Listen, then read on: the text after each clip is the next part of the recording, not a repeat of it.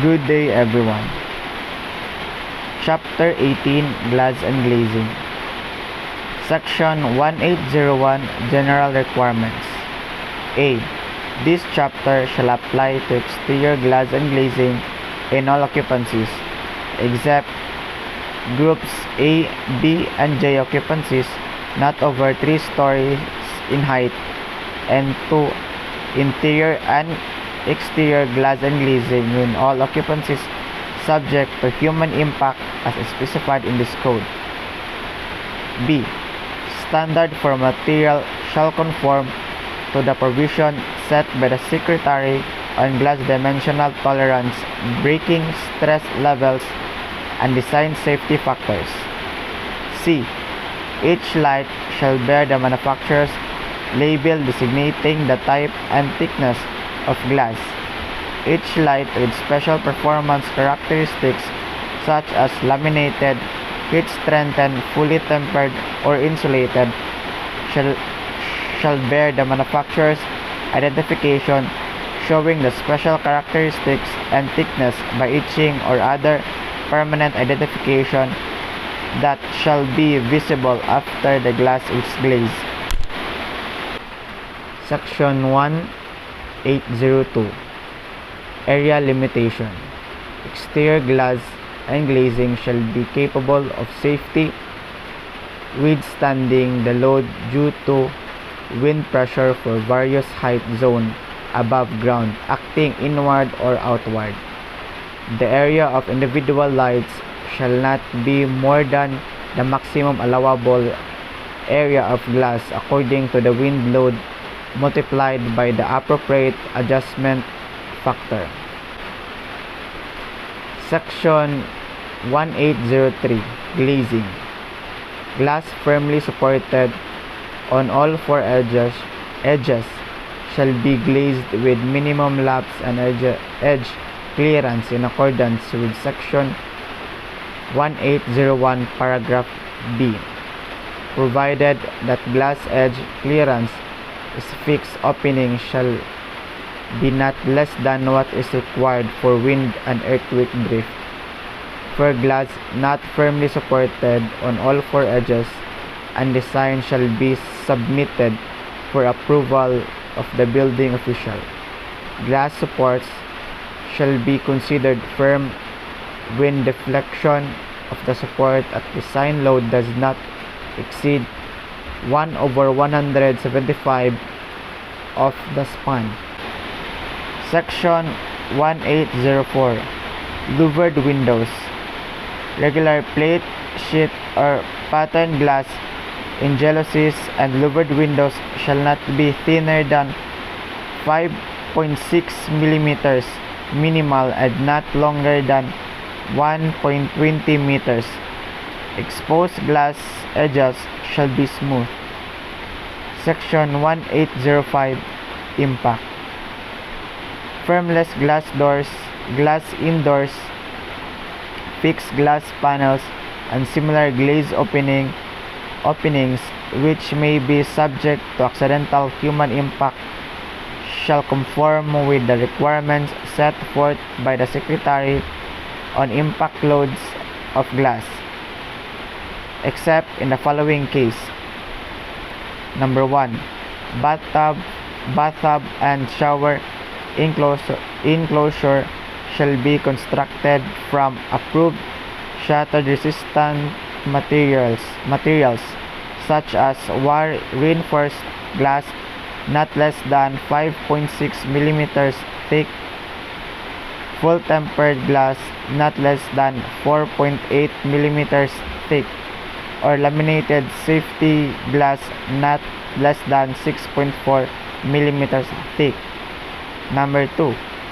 Glass lights located not less than 450 mm above the adjacent finished floor or walking surface. 3.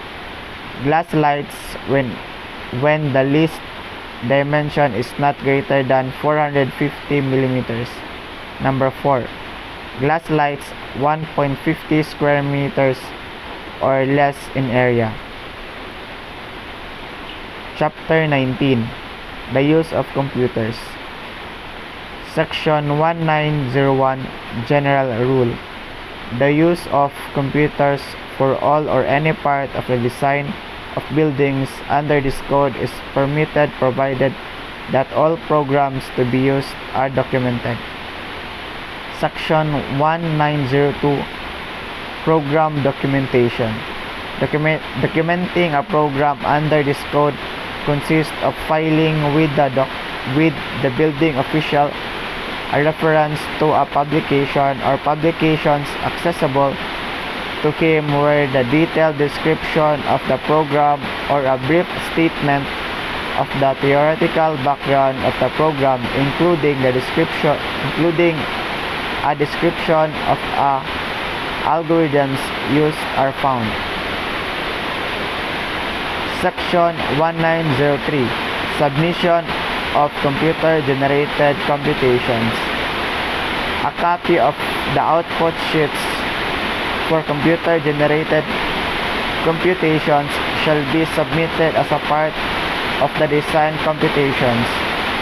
The outsheets shall be accompanied by a certification of a designer or consultant that the output sheets are the result obtained through the use of documented programs. The certification should include the identification of the specific program used for each portion of the computer-generated computation being submitted. So good day everyone. Chapter 20, which is Design. Section 2001 General Requirements. A. No sign or signboard shall be erected in such a manner as to confuse the interpretation of any official traffic sign, signal, or device. B. No sign or signboard shall be constructed as to unduly obstruct the natural view of the landscape and public as to constitute a traffic hazard or otherwise defile, debase, or offend aesthetic and cultural values and traditions.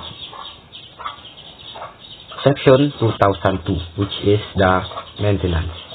All signs, together with all of their supports, braces, guides, and anchors, shall be kept in repair and in proper state of preservation.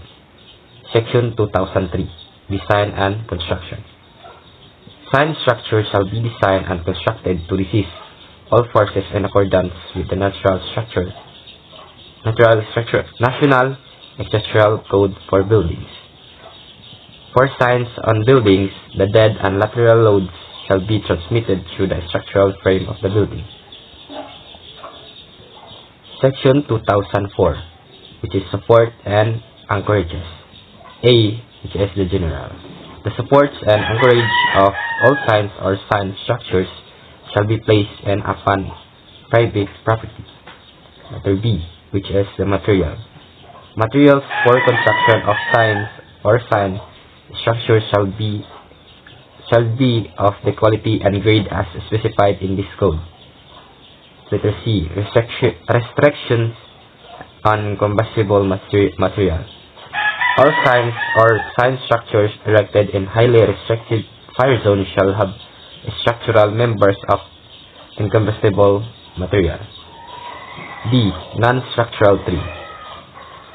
Non-structural trim and portable display surfaces may be of wood, metal, approved plastic, or any combination thereof. Letter E. Display surfaces. Display surfaces in all types of sign may be made of metal, glass, or approved plastic. Section 2005 Projection and Clearances. A. Clearances from high voltage power lines.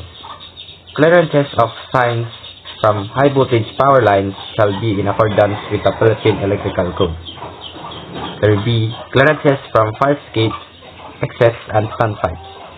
No sign or sign structure shall be erected in such a manner that any portion of its surface. C. Which is obstruction of openings.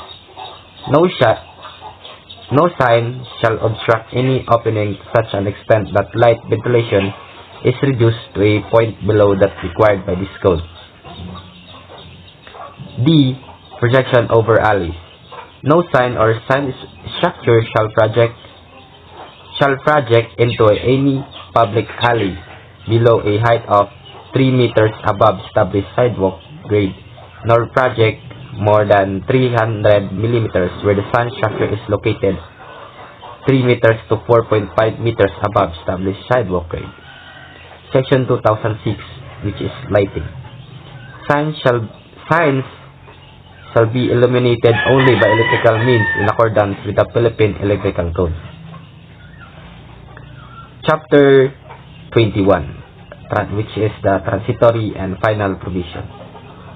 Section 2101, which is the existing buildings and structures. All buildings or structures constructed under RA 6541 or existing city, if legally done in accordance therewith, shall be respected subject to such limitations established in this code. Section 2102, which is the interim rules and regulations. Interim rules and regulations on buildings promulgated by the Secretary before the adoption of this code pursuant to existing laws or decrees shall continue to have binding force and effect when not in conflict with the provision of this code. Section 2103, Separability Clause. If any provision of this decree or the application thereof is any person or circumstance declared unconstitutional or invalid for any reason, the same shall not affect the validity of the other provision. Section 2104, Repealing Clause. All laws, decrees, provision of charters, executive orders, ordinances, rules and regulation or parts thereof contrary to or inconsistent with the provision of this decree are hereby repealed, amended, or modified accordingly. Section 2105, Effectivity. This decree shall take effect upon its promulgation, done in the city of Manila, this 19th of February, in the year of our Lord 1977. So that's all. Thank you for listening.